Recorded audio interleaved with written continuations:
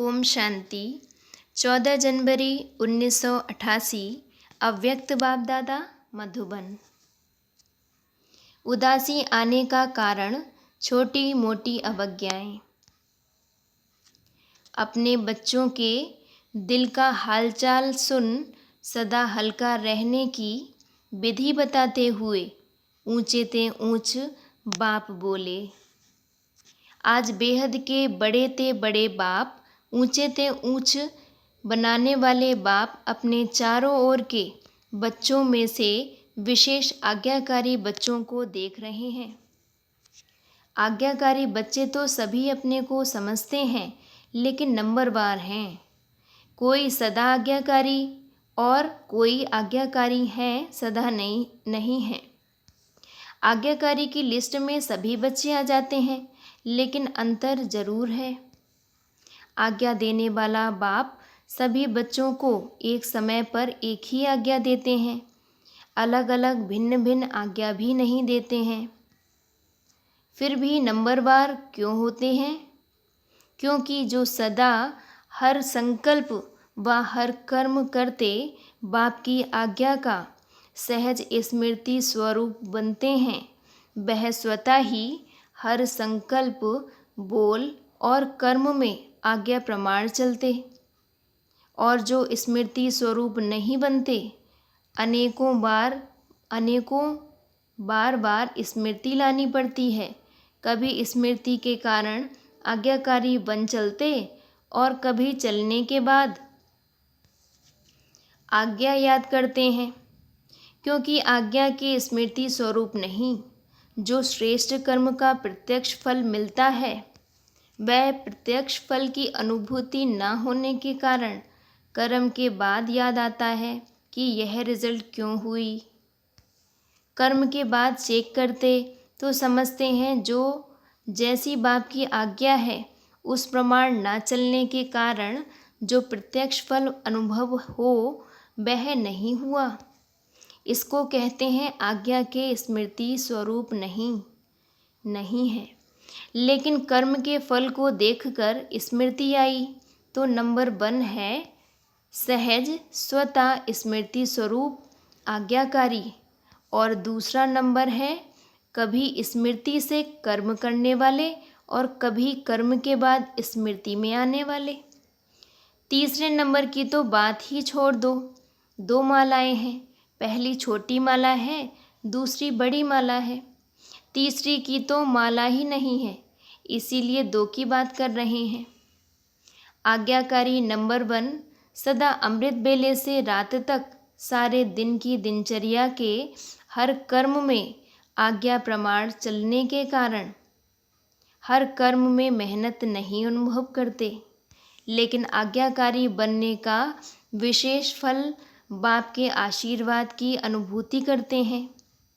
क्योंकि आज्ञाकारी बच्चे के ऊपर हर कदम में बाप दादा की दिल की दुआएं साथ हैं, इसलिए दिल की दुआओं के कारण हर कर्म फलदायी होता है। क्योंकि कर्म बीज है और बीज से जो प्राप्ति होती है वह फल है।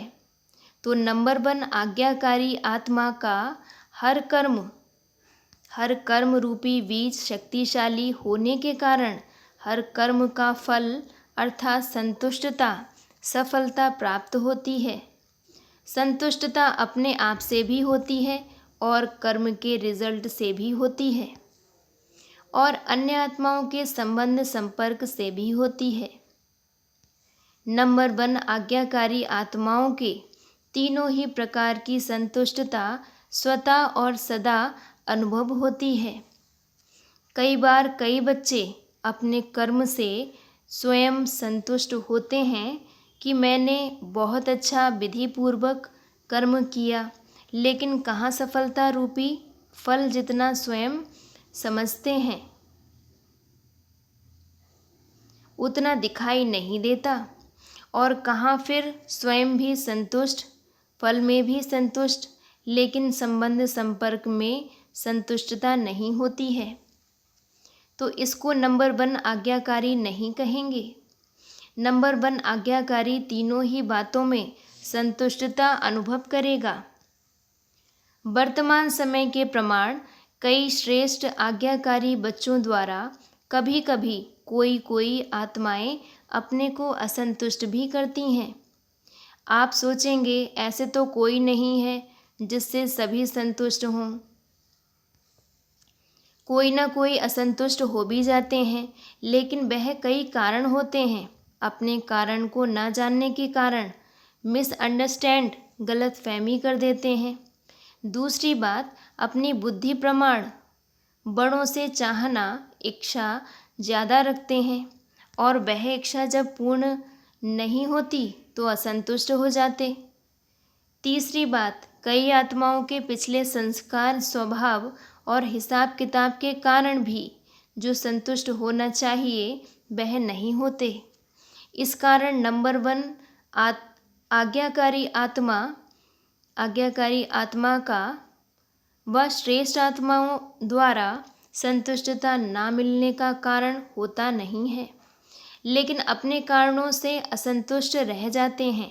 इसीलिए कहाँ कहाँ दिखाई देता है कि हर एक से कोई असंतुष्ट है, लेकिन उसमें भी मेजॉरिटी 95% के करीब संतुष्ट होंगे।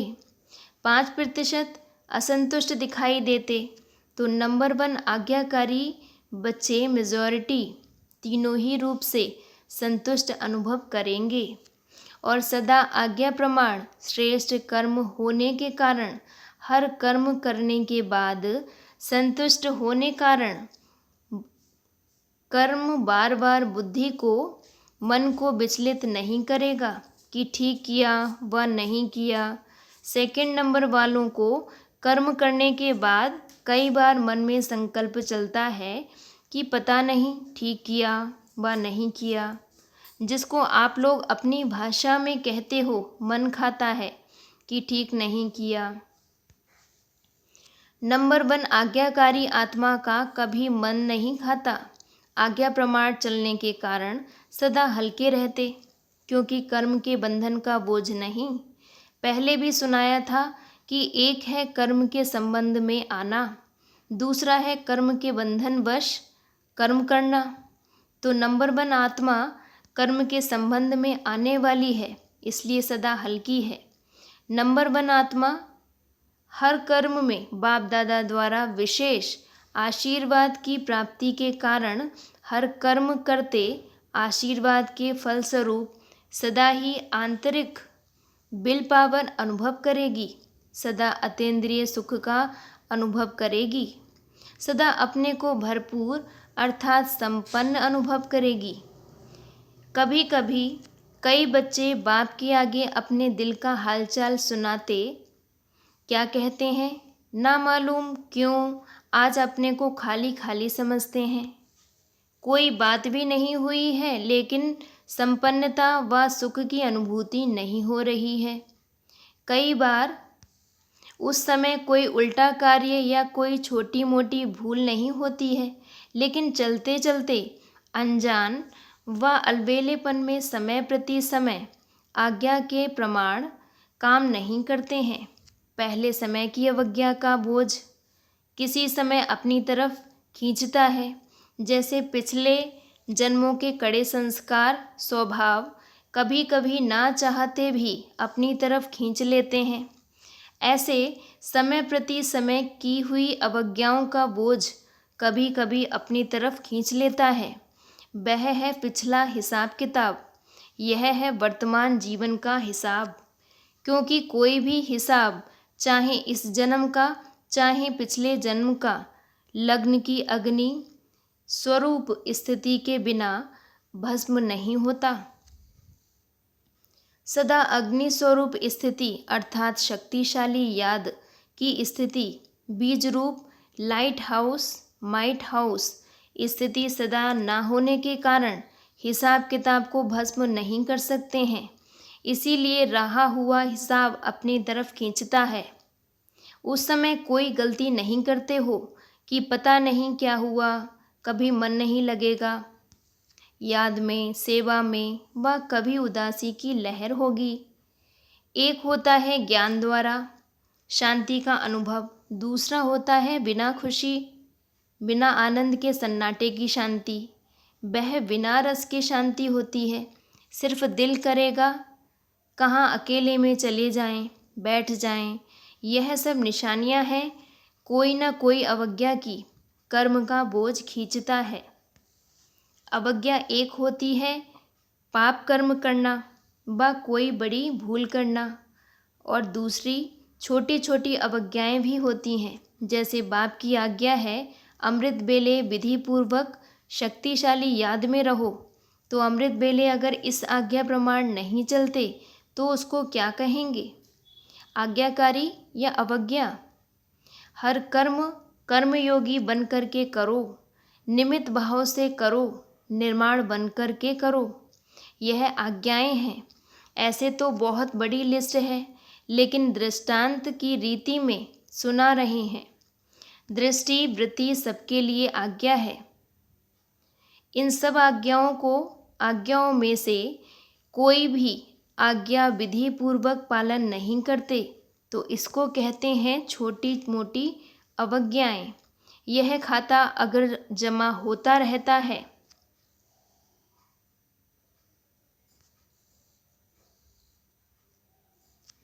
तो जरूर अपनी तरफ खींचेगा ना। इसीलिए कहते हैं कि जितना होना चाहिए उतना नहीं होता। जब पूछते हैं ठीक चल रहे हो तो सब कहेंगे हाँ, और जब कहते हैं कि जितना होना चाहिए उतना है तो फिर सोचते हैं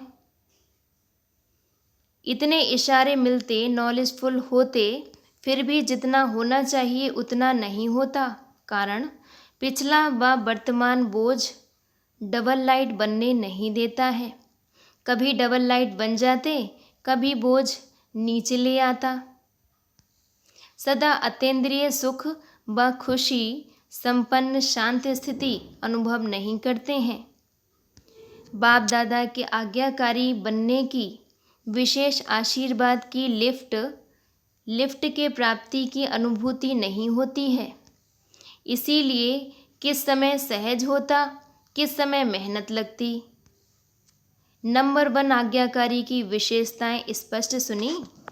बाकी नंबर 2 कौन हुआ जिसमें इन विशेषताओं की कमी है।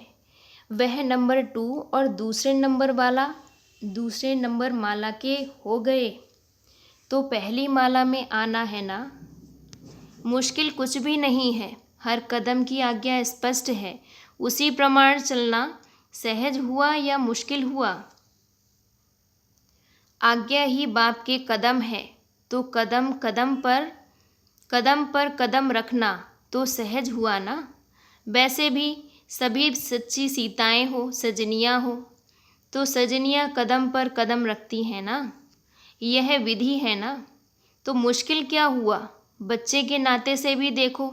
बच्चे अर्थात जो बाप के फुट स्टेप पर चले। जैसे बाप ने कहा ऐसे किया, बाप का कहना और बच्चों का करना, इसको कहते हैं नंबर 1 आज्ञाकारी। तो चेक करो और चेंज करो। अच्छा, चारों ओर के सर्व आज्ञाकारी श्रेष्ठ आत्माओं को सदा बाप द्वारा प्राप्त हुई आशीर्वाद की अनुभूति करने वाली विशेष आत्माओं को सदा हर कर्म में संतुष्टता सफलता अनुभव करने वाली महान आत्माओं को सदा कदम पर कदम रखने वाले आज्ञाकारी बच्चों को बाप दादा का याद प्यार और नमस्ते। और हम रूहानी बच्चों की रूहानी बाप दादा को याद प्यार और नमस्ते नमस्ते। पार्टियों से अव्यक्त बाप दादा की मधुर मुलाकात। पहला पॉइंट, सभी अपने को सहज योगी, राजयोगी, श्रेष्ठ आत्माएं अनुभव करते हो। सहज योगी अर्थात स्वतः योगी। योग लगाने से योग लगे नहीं तो योगी के बजाय वियोगी बन जाए, इसको सहज योगी नहीं कहेंगे। सहज योगी जीवन है तो जीवन सदा होती है। योगी जीवन अर्थात सदा के योगी। 2 घंटे 4 घंटे योग लगाने वाले को योगी जीवन नहीं कहेंगे। जब है ही एक बाप, दूसरा ना कोई, तो एक ही याद आएगा ना। एक की ही याद में रहना, यही सहज योगी जीवन है। सदा के योगी अर्थात योगी जीवन वाले दूसरे जो योग लगाते हैं, वह जब योग लगाते हैं तब लगता है, और ब्राह्मण आत्माएं सदा ही योग में रहती हैं, क्योंकि जीवन बना ली है। चलते फिरते खाते पीते योगी है ही बाप और मैं, अगर दूसरा कोई छिपा हुआ होगा तो वह याद आएगा। सदा योगी जीवन है अर्थात निरंतर योगी हैं। ऐसे तो नहीं कहेंगे कि योग लगता नहीं, कैसे लगाएं? सिवाय बाप के जब कुछ है ही नहीं तो लगाएं कैसे, यह क्वेश्चन ही नहीं। जब दूसरी तरफ बुद्धि जाती है तो योग टूटता है, और जब टूटता है तो लगाने की मेहनत करनी पड़ती है। लगाने की मेहनत करनी ही ना पड़े, सेकंड में बाबा कहा और याद स्वरूप हो गए। ऐसे तो कहने की भी आवश्यकता नहीं है। ऐसा अनुभव करना जीवन योगी जीवन है। तो सदा सहज योगी आत्माएं हैं, इस अनुभूति से आगे बढ़ते चलो। दूसरा पॉइंट है, सदा अपने को रूहानी यात्री समझते हो। यात्रा करते क्या याद आएगा, क्या याद रहेगा? जहाँ जाना है वहीं याद रहेगा ना। अगर और कोई बात याद आती है तो उसको भुलाते हैं। अगर कोई देवी की यात्रा पर जाएंगे तो जय माता की जय माता कहते जाएंगे। अगर कोई और याद आएगी तो अच्छा नहीं समझते हैं, एक दो को भी याद दिलाएंगे, जय माता याद करो। घर को व बच्चों को याद नहीं करो, माता को याद करो। तो रूहानी यात्रियों को सदा क्या याद रहता है? अपना घर परमधाम याद रहता है ना, वहाँ ही जाना है। तो अपना घर और अपना राज्य स्वर्ग दोनों याद रहता है, या और बातें भी याद रहती हैं? पुरानी दुनिया तो याद नहीं आती है ना। ऐसे नहीं, यहाँ रहते हैं तो याद आ जाती है। रहते हुए भी न्यारे रहना, क्योंकि जितना न्यारे रहेंगे उतना ही प्यार से बाप को याद कर सकेंगे। तो चेक करो, पुरानी दुनिया में रहते पुरानी दुनिया में फंस तो नहीं जाते हैं। कमल पुष्प कीचड़ में रहता है, लेकिन कीचड़ से न्यारा रहता है। तो सेवा के लिए रहना पड़ता है, मोह के कारण नहीं। तो माताओं को मोह तो नहीं है। अगर थोड़ा धोत्रे पोत्रे को कुछ हो जाए फिर मोह होगा।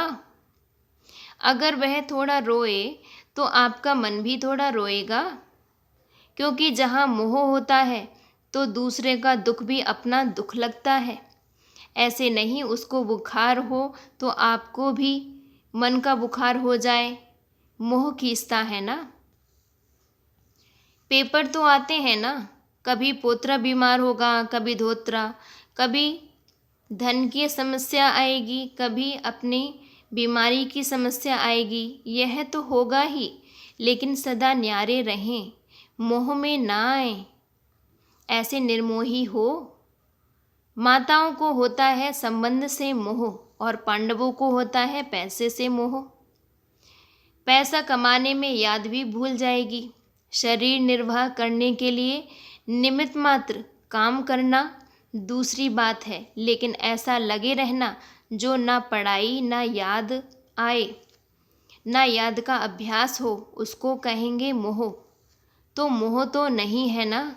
जितना नष्टो मोहा होंगे उतना ही स्मृति स्वरूप होंगे। कुमारों से कमाल करने वाले कुमार होना, क्या कमाल दिखाएंगे? सदा बाप को प्रत्यक्ष करने का उमंग तो रहता ही है, लेकिन उसकी विधि क्या है? आजकल तो यूथ की तरफ सबकी नज़र है। रूहानी यूथ अपने मनसा शक्ति से, बोल से, चलन से ऐसे शांति की शक्ति अनुभव कराएं जो वह समझें कि यह शांति की शक्ति से क्रांति करने वाले हैं। जैसे जिस्मानी यूथ की चलन और चेहरे से जोश दिखाई देता है ना, देखकर ही पता चलता है कि यह यूथ है। ऐसे आपके चेहरे और चलन से शांति की अनुभूति हो, इसको कहते हैं कमाल करना। हर एक की वृत्ति से वाइब्रेशन आए, जैसे उन्हों के चलन से चेहरे से वाइब्रेशन आता है कि यह हिंसक वृत्ति वाले हैं। ऐसे आपके वाइब्रेशन से शांति की किरणें अनुभव हों। ऐसी कमाल करके दिखाओ। कोई भी क्रांति का कार्य करता है तो सबका अटेंशन जाता है ना। ऐसे आप लोगों के ऊपर सबका अटेंशन जाए, ऐसी विशाल सेवा करो। क्योंकि ज्ञान सुनाने से अच्छा तो लगता है, लेकिन परिवर्तन अनुभव को देखकर अनुभवी बनते हैं। ऐसी कोई न्यारी बात करके दिखाओ। वाणी से तो माताएं भी सेवा करती हैं, निमित्त बहनें भी सेवा करती हैं, लेकिन आप नवीनता करके दिखाओ जो गवर्नमेंट का भी अटेंशन जाए। जैसे सूर्य उदय होता है तो स्वतः ही अटेंशन जाता है ना, रोशनी आ रही है। ऐसे आपकी तरफ अटेंशन जाए, समझा। घाटकों पर बम्बई सेवा केंद्र की नलिनी बहन के लौकिक पिताजी काकू भाई ने 14 जनवरी 1988 प्रातः 3:15 बजे अपना पुराना शरीर छोड़ा। उनके निमित्त प्राण प्यारे बाप दादा, अव्यक्त बाप दादा ने महावाक्य उच्चारण किए। ड्रामा में जो भी दृश्य होते हैं वह सभी अपने अपने समय प्रमाण बहुत ही रहस्ययुक्त होते हैं। जो भी अनन्य स्नेही आत्माएं जाती हैं, हर एक आत्मा के जाने में भी भिन्न भिन्न राज होते हैं। अनन्य आत्माएं सदा जहाँ भी जाती हैं सेवा के निमित्त जाती हैं। जैसे संगम युग की ब्राह्मण जीवन में सेवा के संगठन से सेवा सफल होती जा रही है, ऐसे नई दुनिया की स्थापना के राज में भी संगठन द्वारा कार्य वृद्धि को प्राप्त कर सफलता को प्राप्त कर रहा है।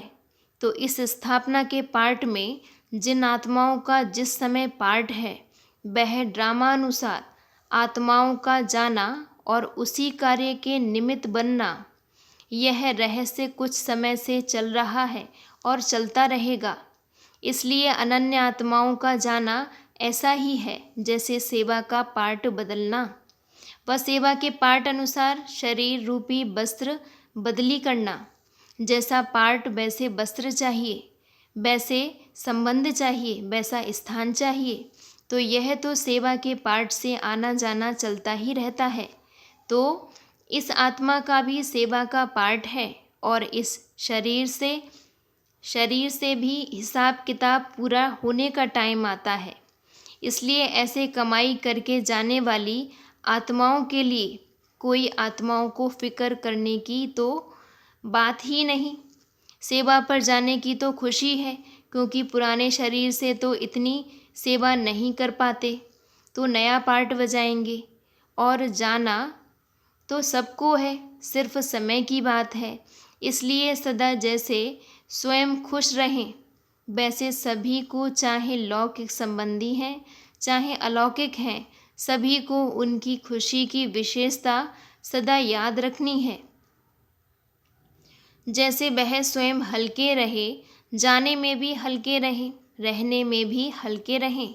इसी रीति से सभी को ऐसे ही उनकी विशेषता से स्नेह रखना ही आत्मा से स्नेह है। तो बहुत अच्छा पार्ट बजा के गए और आगे भी अच्छे से अच्छा पार्ट बजाएंगे। इसलिए हर आत्मा की विशेषता याद रखो, हर आत्मा का विशेष पार्ट याद रखो। तो इससे स्वयं में, वातावरण में सदा ही शांति और शक्ति रहेगी। और वह ऐसी आत्मा तो है ही नहीं जो उसको विशेष बल देंगे तभी खुश रहेगी, वह तो खुश ही है। बाकी अपने स्नेह की रीति याद की यात्रा से स्नेह का सहयोग देना, वह तो ब्राह्मण जीवन की रीति रस्म है। बाकी ऐसी आत्मा नहीं है जो शक्ति देंगे तो शक्ति आएगी। शक्तिशाली है, बाप के साथ संबंध होने के कारण बाप के पास ही शक्ति स्वरूप बन अनुभव कर रही है। इसलिए जो ड्रामा बीता वह अच्छा कहेंगे। दुनिया वाले तो कहेंगे कि हाय वह चला गया, और आप क्या कहेंगे? सेवा पर गया है। चला नहीं गया, सेवा पर गया। सेवा पर कोई जाता है तो क्या करते हो? खुश होते हो या रोते हो? तो यह भी सेवा पर गए, इसीलिए यह सदा हर्षित आत्मा थी, सदा हर्षित रहेगी। अच्छा, दुनिया के हिसाब से भी अपना पार्ट तो सब पूरा किया, उस हिसाब से भी कोई बड़ी बात नहीं। ब्राह्मणों के लिए तो कोई छोटा भी जाए तो भी बड़ी बात नहीं। यहाँ कोई जवान चला जाए तो रोएंगे? रोएंगे? वहाँ कोई बुजुर्ग जाता है तो लड्डू बांटते हैं, और यहाँ कोई जवान भी जाएगा तो हलवे का भोग लगाएंगे, खाएंगे, उसको भी खिलाएंगे, आप भी खाएंगे। क्या करते हो? जब संस्कार करके आते हो तो क्या करते हो? हलवा ही खाते हो ना, क्योंकि ज्ञान का है ना, इसलिए नथिंग न्यू। अच्छा, सभी को बहुत बहुत याद, और सभी को बाप दादा स्नेह की शक्ति सदा देते रहते हैं और दे रहे हैं। अच्छा जी, ओम शांति।